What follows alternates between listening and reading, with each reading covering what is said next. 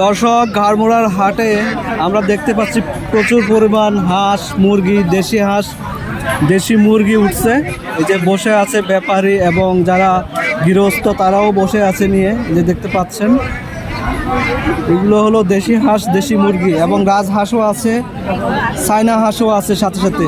তো আমরা একজন ব্যবসায়ীর সাথে কথা বলবো। আসসালামু আলাইকুম। এগুলা কিসের মুরগি, মানে দেশি নাকি? এগুলা কত করে কিভাবে বিক্রি করেন? কি পিস পিস? আর যেগুলা মানে পুরুষ মুরগি, রাতা বলে আমরা, মোরগ, এগুলা কত করে? জোড়া 2500। এগুলো ওজন কতটুকু হবে? 3 কেজি হবে। আর ওগুলা হলো আপনার 400-500 পিস নাকি কেজি?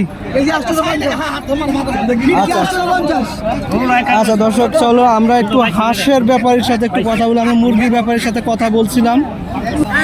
হাঁস কত করে জোড়া? 1300-1400। এগুলা কি দেশি? দেশি। আচ্ছা, রাজহাঁসও দেখি। রাজহাঁস কত করে? রাজহাঁস কি আপনার? কত করে?